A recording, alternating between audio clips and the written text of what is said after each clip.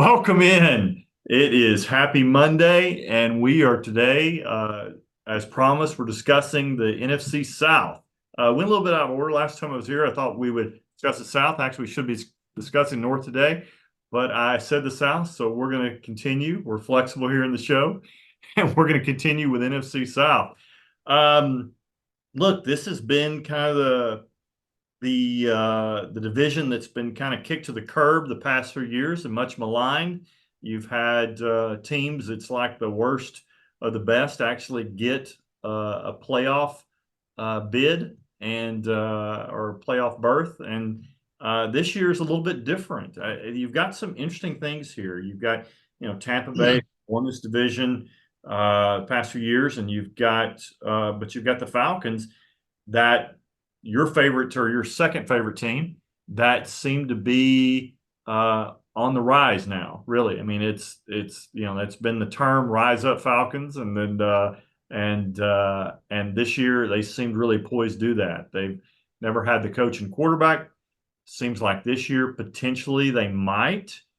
We'll see. Definitely quarterback of what they've had should be really, really solid.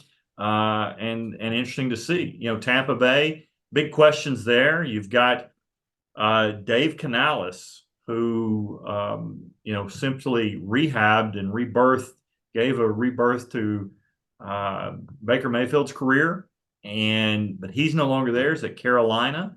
So how will Baker do this year with a new offensive coordinator? Will we go back to the old Baker? Or has the Baker of last year, will he stick and continue to be the Baker down the road? He's always been the favorite guy in the locker room, but on the field, some of his results have been uneven. And so, we'll see how it goes. With Carolina, we kind of talked about them. Dave Canales has gone there. Dave Canales has done so much for his teams. He Geno Smith turned Geno Smith into this really surprisingly good quarterback, where a lot of people thought he was just merely a backup and potentially washed. And he revitalized his career and gave him a year that he had under Dave Canales was better than any year Russell Wilson ever had, which was amazing because, everybody thought Russell Wilson was this unbelievable quarterback that was just going to be transformative. Obviously, things hadn't worked out in that situation. But then, what's he going to do this year? So you've got that, and then you're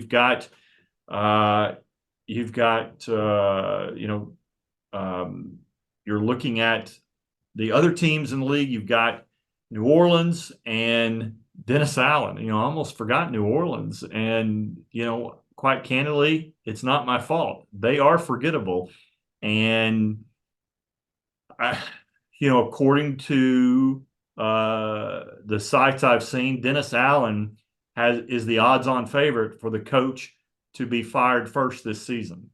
And so, essentially, and you've got Todd Bowles with Tampa Bay. Despite his success, everybody thinks it's because, Tom Brady and then Dave Canales gave life to Baker Mayfield, but his name continues to be on the hot seat as far as coach. So if things don't go well there, he could potentially be as well. So that's kind of a quick overview of that. What are your thoughts about the NFC South as you look at this? As you look at this division and the changes that have occurred within it? Well, Is this the same old NFC South, or is this a division literally on the rise? no, same old NFC South this year. They were the I worst went through division. all that, and you Yeah, say it's still the same. worst division in football last year. I think the two best teams in the division are going to get worse because they're getting older and they're not Yep. really getting better, and that's Bucks and Yep. the Saints. Like the Falcons are going to get better. Panthers can't get any worse, but they're still not going to be good. I mean, it's going to be one of these 9-8, 8-9 kind of division champions, unless the Falcons shock me I don't see the Saints or the Bucks doing it though. I know Baker Mayfield kind of revived himself. You made that good point about Dave Canales being gone. The Saints, I don't know how Dennis Allen's still there. Good for him, I guess. They're being patient. That's always a good sign for ownership, but I'm not sure it's going to be rewarded. Yeah, they might be worse collectively next year than they were last year. I mean, this year rather than they were last year. That's Yeah. my opinion. Yeah. No, I mean, I think that that's fair. And I think that, look, I mean, we typically start with the worst team first and kind of work our way up. And then, Oh, I wonder who that is. there's obviously some differences, along the way, but we typically are unanimous on the worst team. I mean, in your opinion, is that going to be Carolina or is that going to be New Orleans in this division? I think the Panthers obviously were the worst team last year. I think if they can win 5 or 6 games this year, they'll have done something very positive, but that's still not very good. I think they're the team to beat for the bottom, so to speak, of this division. Still, I mean, if Bryce Young doesn't turn it around, they're just screwed. But thankfully, they only got one number 1 pick out of the Panthers. Chicago did rather out of the Panthers for the Bryce Young moving up, right? So they get their number 1 next year, right? They do get a number 1 next year. So they've been through the pain of last draft Caleb Williams with the pick that should have been theirs. Sure. So they're only just going to be they're only just bottoming out and beginning to climb out of their thing. But I don't see this team getting dramatically better overnight either. Yeah, it feels like that Carolina is it's going to take at least another draft, another free agency to start getting this team back competitive. But what you have to see, look, I'm as encouraged about Dave Canales as anybody, and I think that what you get with Dave Canales is you get clarity, and you get clarity on Bryce Young. Is Bryce Young your guy or not? And I think we'll know by Thanksgiving of like, is he the guy under Dave Canales that is going to, can you see flashes and glimpses of who he's going to be? Preseason, he's looked more accurate. As you and I know, preseason is fool's gold sometimes. But there were some times where I watched him in preseason that he looked better than last year. We'll see if that's the case. But look, I was just reading an article the other day from The Athletic that talked about, they were interviewing these agents. These agents talked about the most chaotic franchise, and that overwhelmingly went to the Carolina Panthers. And they said Dave Canales, I mean, not Dave Canales, but Dave Tepper, the owner, is just a handful. I mean, last year you saw him, didn't he? I mean, he threw drinks on Yeah.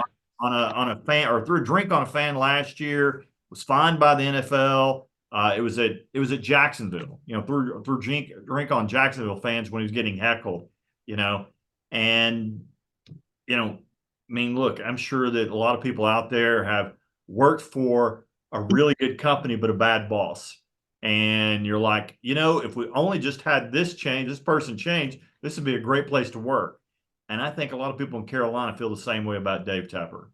So, Well, I think those people haven't looked at their starting lineup.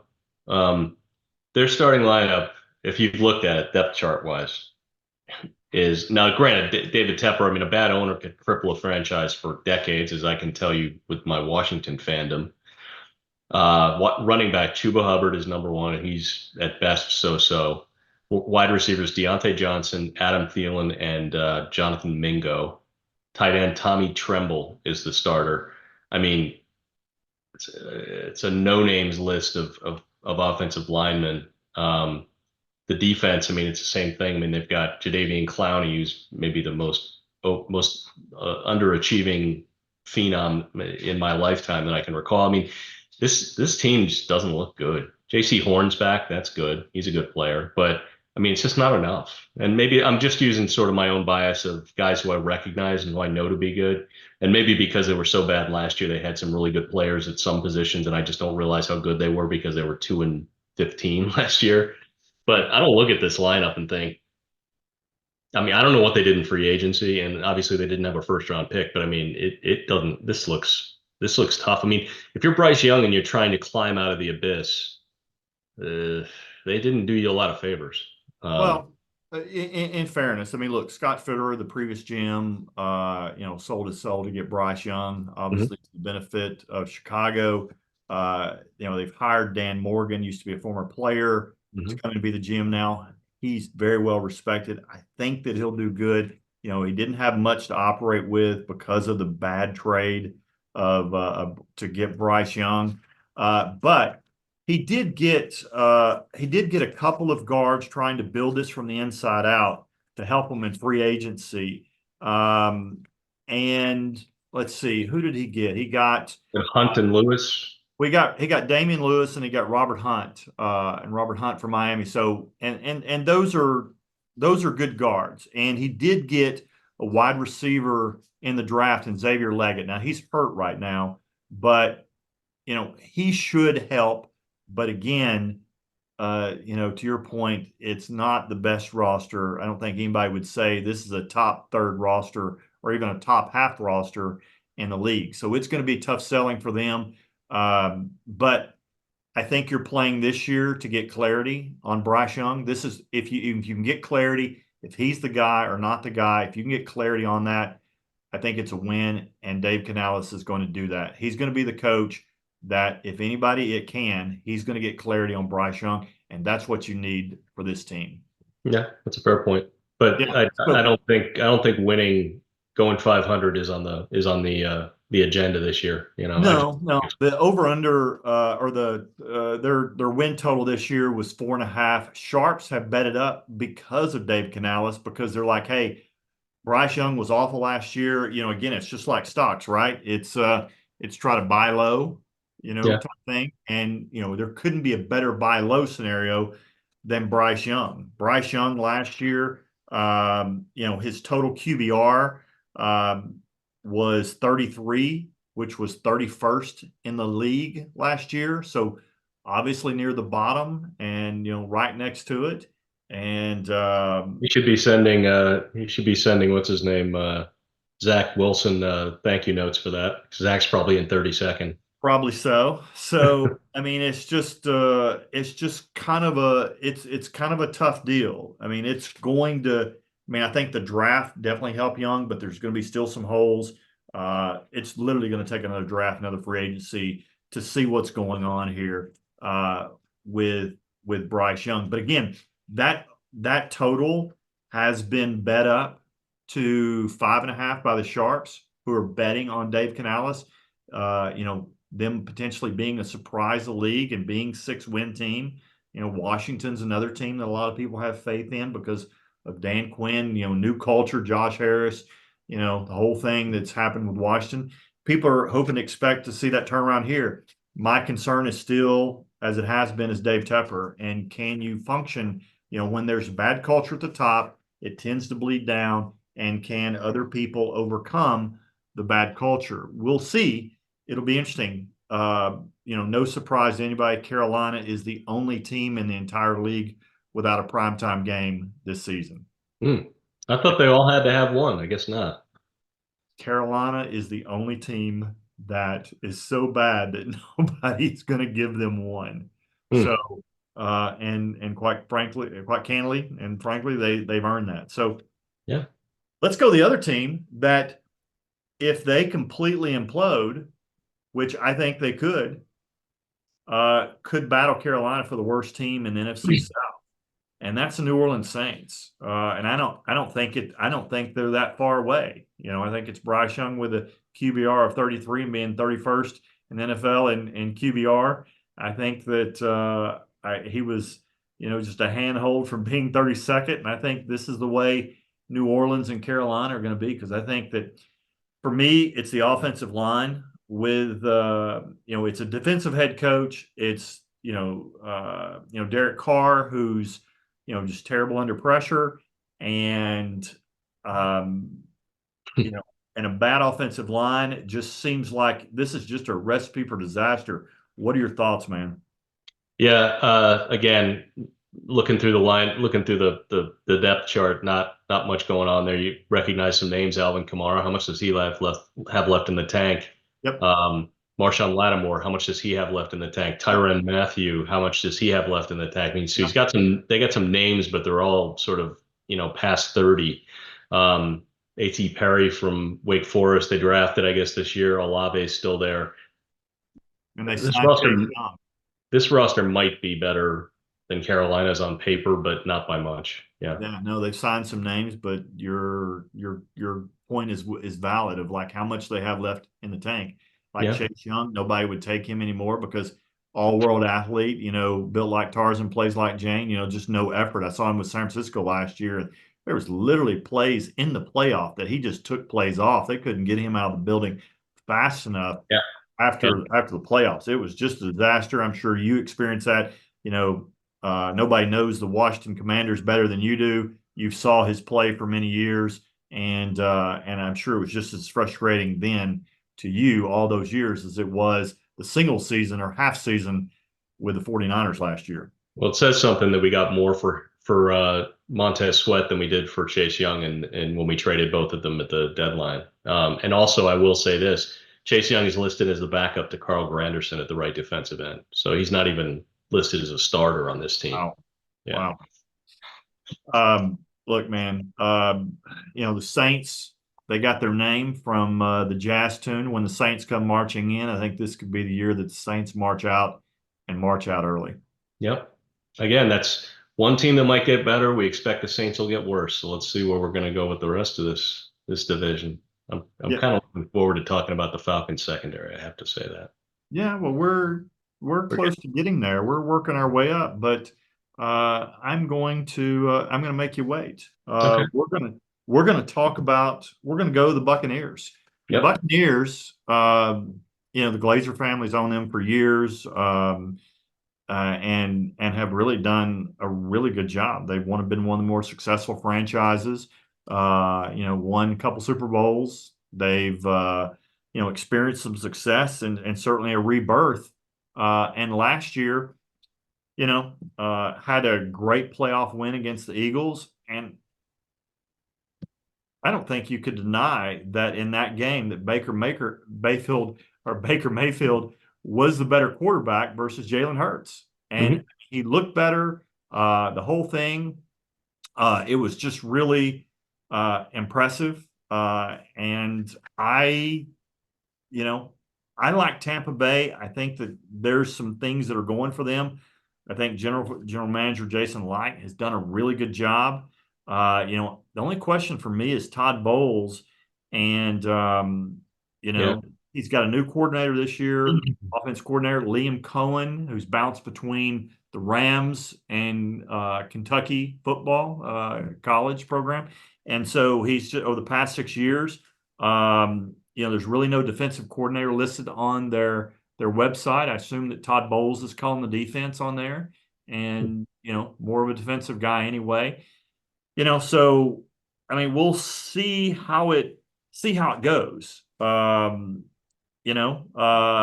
It's been interesting. We're talking about Todd Bowles being on the hot seat, and he legitimately is.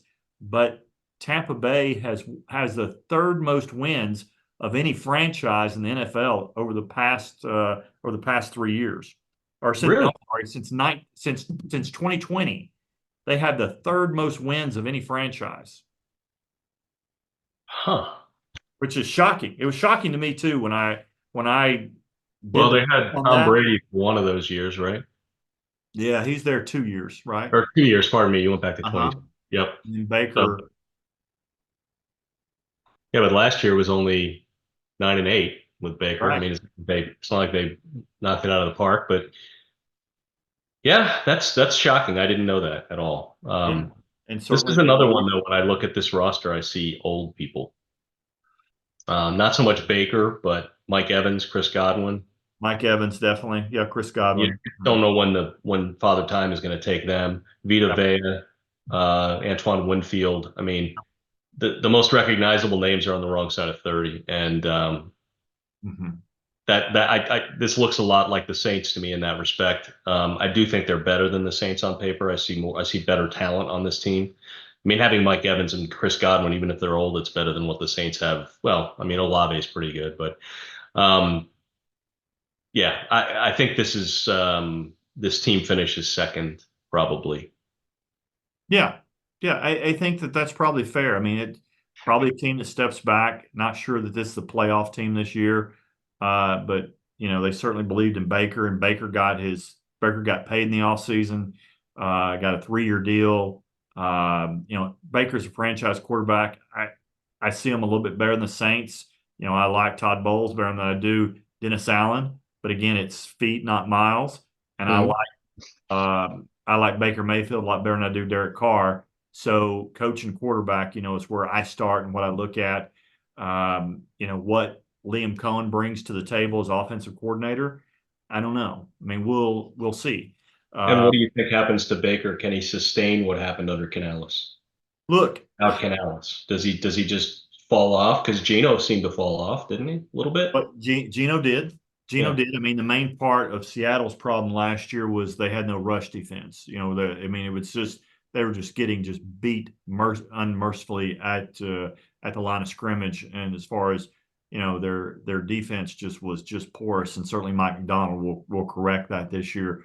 I think you and I both are. We talked about earlier. We're both excited to see what he does. We'll see. I do think that Baker will probably take a step back this year, but Baker still has talent. But will it be enough to repeat last year and get to the playoffs? And like you said, a lot of players there that used to be really good and more are on the fringe of their prime now than right in the square center of it. So I'm with you. I'm concerned that they won't be the team of last year, but they can still be pretty good, but not be the team. But I don't see this team as a playoff team this year. Not unless what happened last year happens again, where the best team or teams are in that 8-9, 9-8 range, and somebody has to win it. Yeah, Yep. that's Yep. the only way. I could see them. I think they have a better chance of being one of the two teams at the top than the Saints and the Panthers do. So yeah, Yeah. but I still don't think they will be. I think maybe the next team we're going to talk about might be the team that is the team to beat in the division. Well, I won't hold you off any longer. I Hmm. held you as long as I could. Andy, rise up. You know, um, the question I've got for you is that Atlanta is the oldest professional sports team of any across any league without a championship. Hmm. I know how to pick them. Are they are they are the Falcons capable of winning their first championship this year? No, no, they're A not little capable of bit. winning. They're not capable of winning the Super Bowl. They are capable of making the playoffs and maybe winning a game, maybe high watermark, lose the NFC Championship game, something like that. I don't think they're in the I don't think they're in the conversation with the Niners and other teams we're going to get to, the Lions, people like that. But they have a lot of room for improvement without having to be that good overnight. They can be 10-7. You know, Sure, that's a sure. big step, and that would have won the division last year easily. Well, by a game. But you know, it.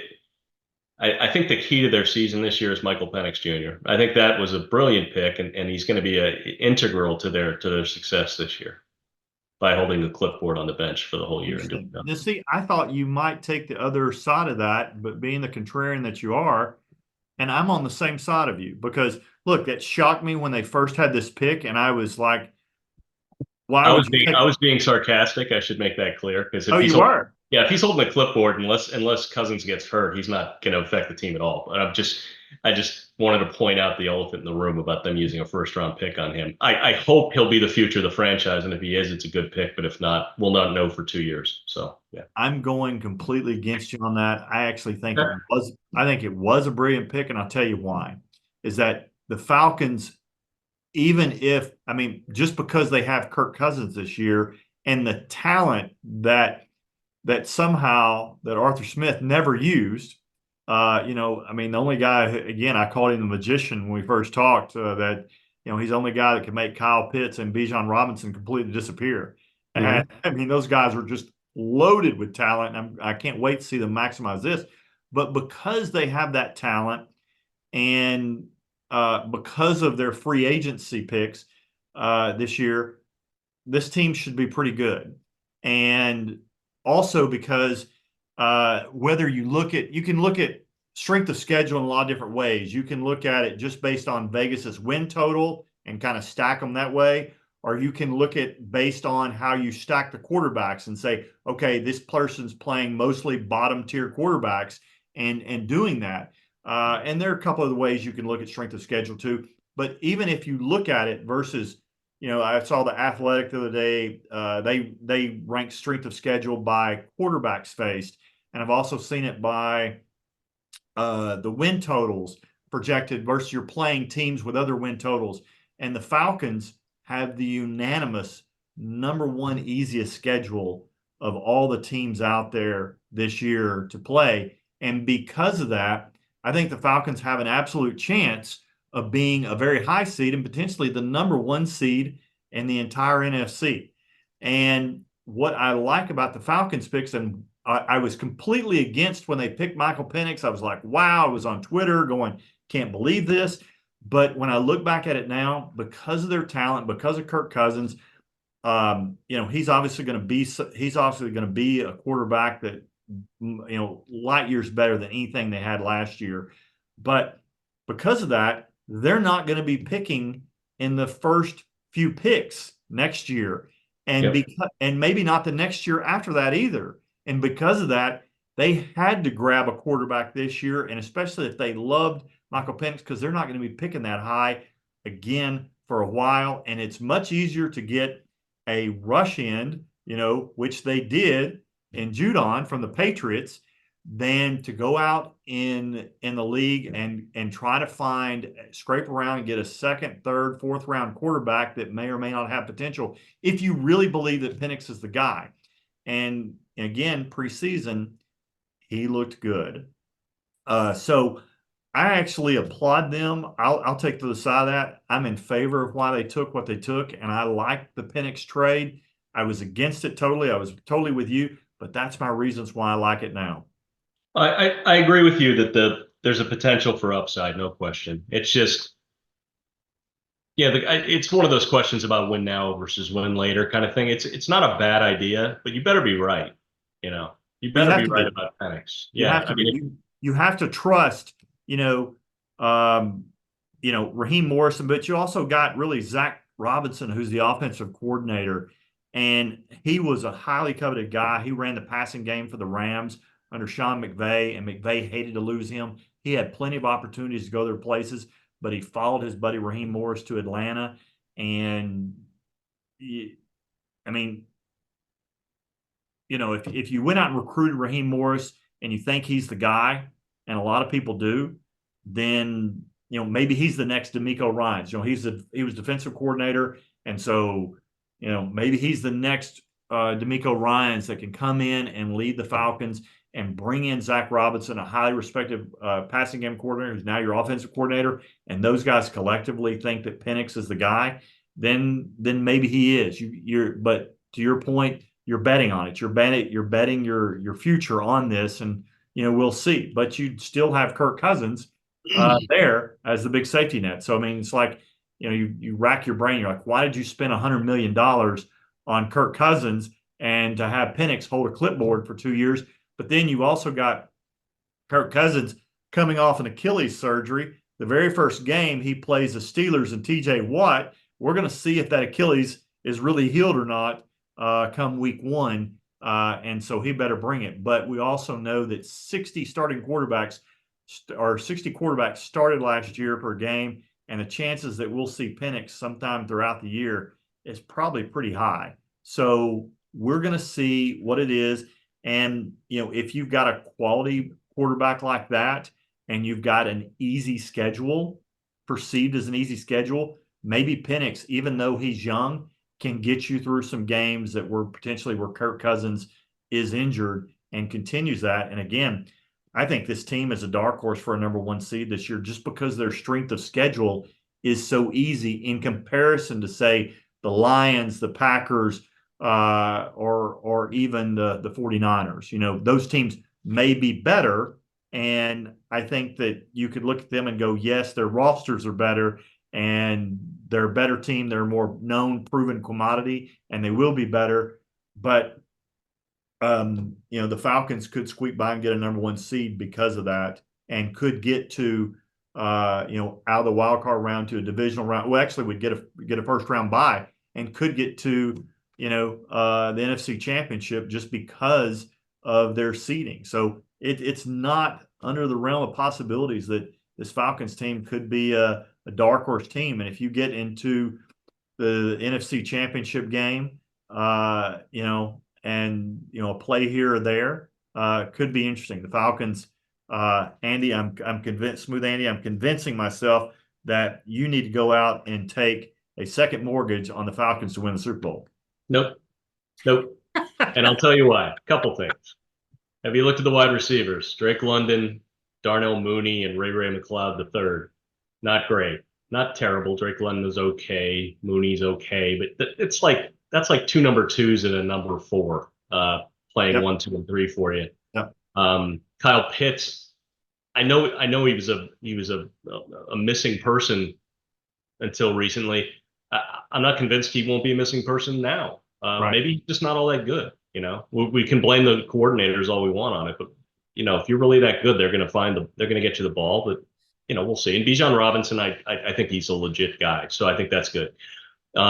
They do have the secondary is what I really wanted to talk about. I mean, signing Justin Simmons after he was released by the Broncos. So you got an all-pro, 3-time all-pro, I think, Justin Simmons. We got Jesse Bates, who came from Cincinnati, and he signed his free agent contract before last season, and he was amazing last year. He didn't just say, I got paid, now I get to sit back. Yeah, he was great.